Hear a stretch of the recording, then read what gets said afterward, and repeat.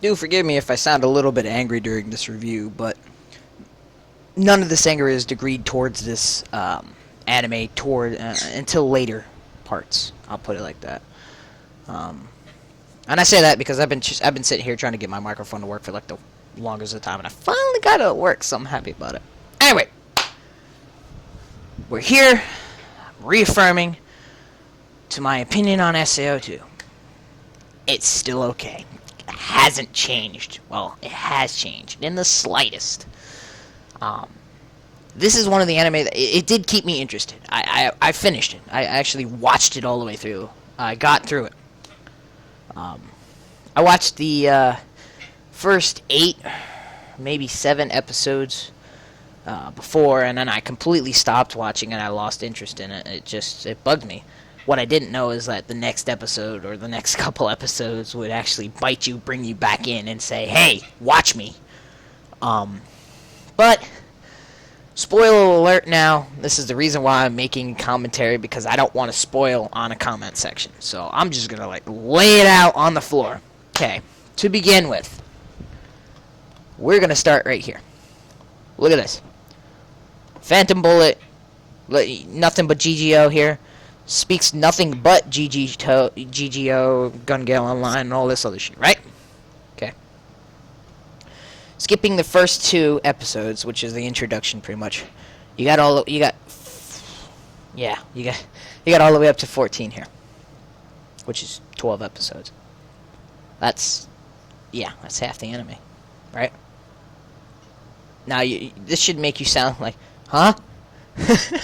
And I know it's exactly up until episode 14, because 14.5 is the debriefing for SAO II.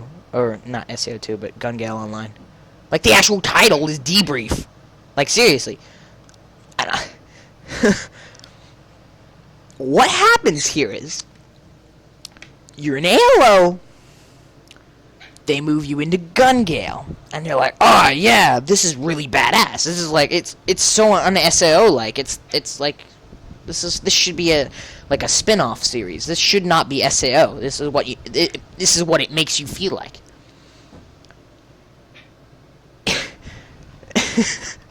I'm sitting here, I'm thinking about it, I'm like, what the fuck? So, you get through SAO, and, they introduce this chick here. And now we're going to move to the topic of main MCs here, which is main characters. Main characters in Gun Gale. That chick right there, this chick right here, which is Cyan, and Kirito. Okay. Cool. Where's Asuna? Keep saying that, right? And now, after Gun Gale, you never see this chick again.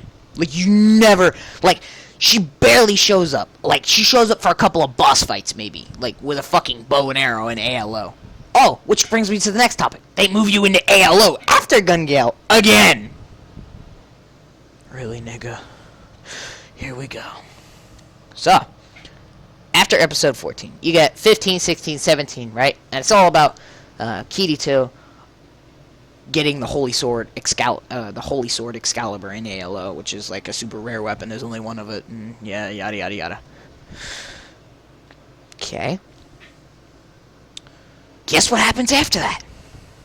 Episode 18, maybe 19. My timing may be off here, so don't fuck with me. Nothing but Asuna! I'm serious! You get nothing but Asuna after this. It's like...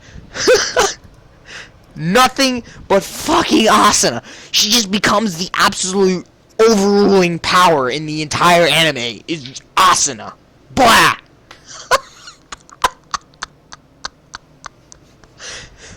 It's like, after Kirito gets his holy sword, they sit down, they buy the house that they had in SAO, in Ironclad, and then after that, it just Asuna. Nothing but Asuna. And why?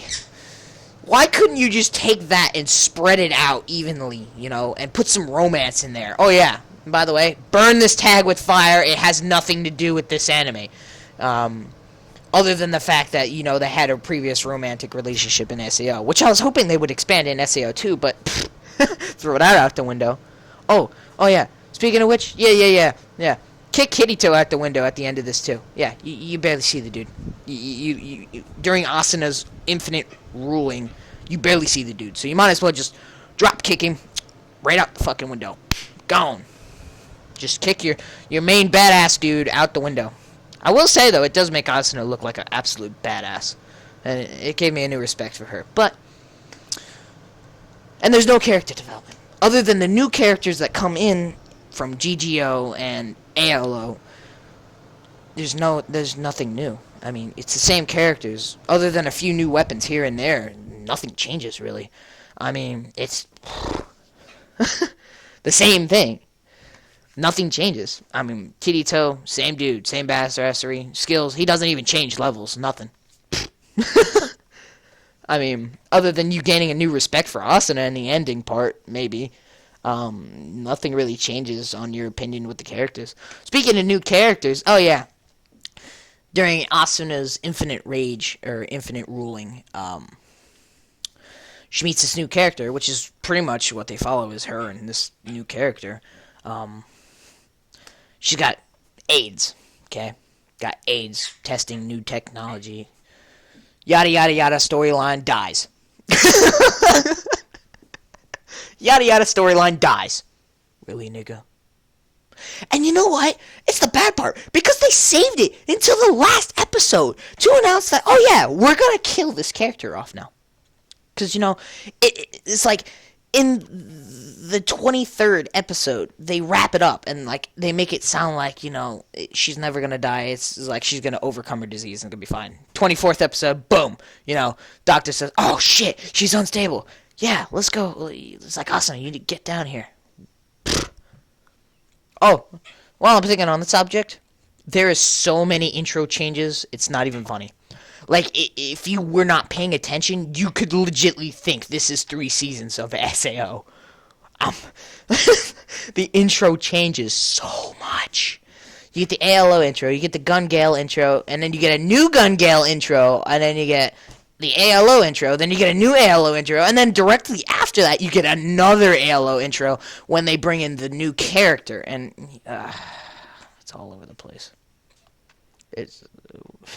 Once again, why would you do that? Why? It's scatterbrained. It's like the dude who put this together was bipolar. I'm serious. Now let's move on to the good points.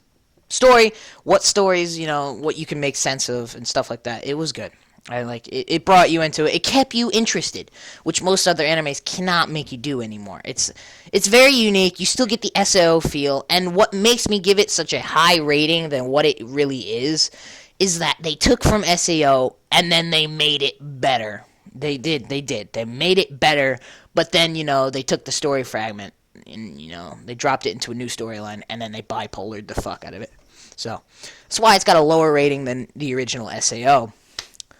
And the main thing I really like how they did is the time skips. They time skip maybe 1, 2, or 3 times, and then they blur it. So, like, you can barely tell that there was a time skip there. Like, you wouldn't notice unless you really looked at the dates they put on screen. It's like, wow. I mean, me, anyway, I lost track of it. I didn't notice until I had to go back and look at the fucking times. I was like, whoa, hold up, there was a time skip here. Anyway.